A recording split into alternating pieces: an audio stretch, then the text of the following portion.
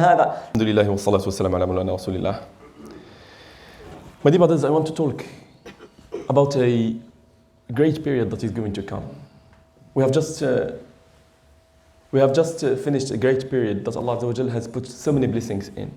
The period that we have just finished is the period of Ramadan. And it has kept memories in our heads. It has kept memories in our lives.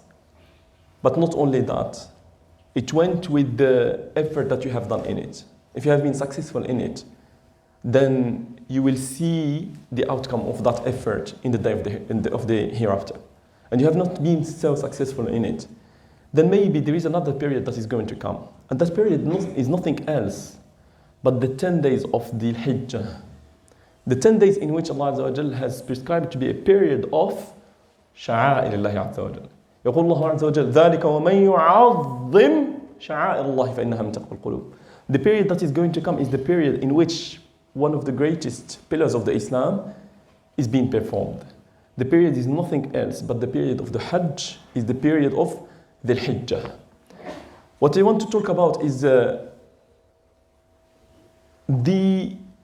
education, the values of this period this great pillar of the Islam of Hajj. Why Allah Azza wa Jal has prescribed Hajj upon us, but not only upon us, upon the people before us. It is a pillar of Islam that has started before even the Prophet sallallahu alaihi wasallam. Nabi sallallahu alaihi wasallam, when he was making his Hajj himself, he used to say, and he used to tell his companions, as if I see my brother Musa in the same place like myself, lahu ju'arun bit-talbiyah, making and raising his voice with the talbiyah. This period of the Hajj is a great period that we are going to welcome in just a few months. But we need to prepare ourselves for it. And in order to prepare ourselves for it, we need to understand those educational values from the Hajj. Why Allah Azza wa Jal has prescribed this upon us. Why it is mandatory upon you to perform it at least once in your lifetime.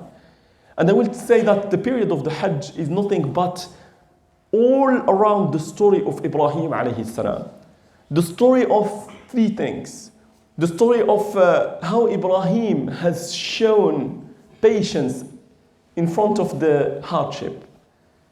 And the second is how Ibrahim has been fully submitted and totally submitted to his Lord. And the third one is the power of the dua. You will see that in the story of Ibrahim in many places. وَإِذْ يَرْفَعُ إِبْرَاهِيمُ الْقَوَاعِدَ مِنَ الْبَيْتِ وَإِسْمَاعِيلُ رَبَّنَا تَقَبَّلْ مِنَّا حِينَمَا يَتْرُكُ أَهْلَهُ.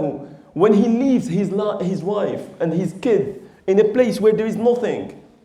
رَبَّنَا واجعل أفئدة من الناس تهوي إليهم وارزقهم من الثمرات لعلهم يشكرون. يدعو الله عز وجل في كل مراحل حياته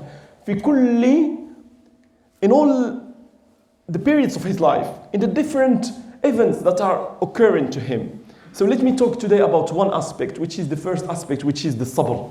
And in the next week, if Allah Azza wa Jal allows me to live longer, I will talk about the second two. Allah Azza wa Jal has made it clear in his book that أحسب الناس أن يتركوا أن يقولوا آمنا وهم لا يفتنون. Allah Azza wa Jal, He has made it clear in His book. Do people think that they will be left to say, we believe, and they will not be tried? And we have tried so many people before them. فَلَيَعْلَمَنَّ اللَّهُ الَّذِينَ صَدَقُوا وَلَيَعْلَمَنَّ الْكَاذِبِينَ. And thus, Allah Azza wa Jal will surely make evident those who are truthful from those who are liars.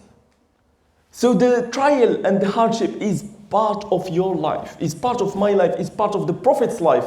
Prophet ﷺ, even with his high status, he struggled and struggled and struggled with his community.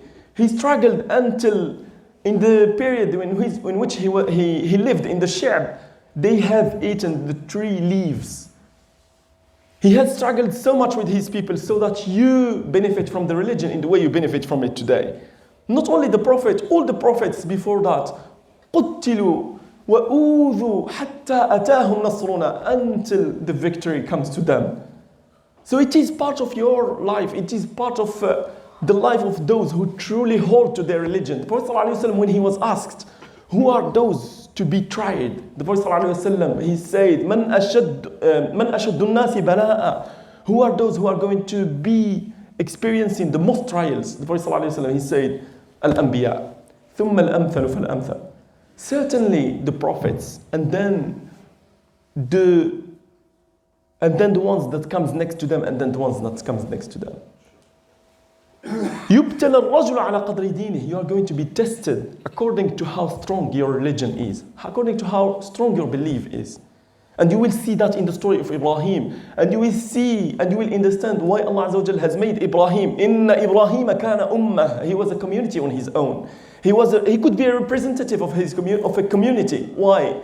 Because he has shown totally the submission to his Lord. Because he was fully patient. Because of all these aspects, when he makes all these dua and when he goes back to his Lord, fully submitting and making dua, knowing that Allah Azza wa Jal is going to change the situation for the better. يقول الله عز وجل عن إبراهيم. I will just tell two situations in which you will see how patient Ibrahim was, and I will close with it. Ibrahim, since young age, he has rejected all the deities that his people used to worship. He didn't want to submit to these deities that are created, that can benefit no one and can harm no one. So Ibrahim, since his young age, he submitted to Allah Azza wa Jal. وَلَقَدْ آتَيْنَا إِبْرَاهِيمَ رُشْدَهُ مِنْ قَبْلُ وَكُنَّا بِهِ عَالِمِينَ. And one day he had destroyed all of their deities, apart from one that he has left and destroyed, so that they can't come back to him. And what he said when they heard about it, قالوا سمعنا فتى يذكرهم يقال له إبراهيم. We heard somebody talking about destroying them, and he's Ibrahim. فأرادوا به كيدا فجعلناهم الأخسرين. So they made a huge fire and they threw him in the fire. Yet Allah Azza wa Jal, yet Allah Azza wa Jal has saved Ibrahim. وأرادوا به كيدا فجعلناهم الأخسرين. But in the trial, in the moment, it is not something that is easy to endure. The second one is with his own father.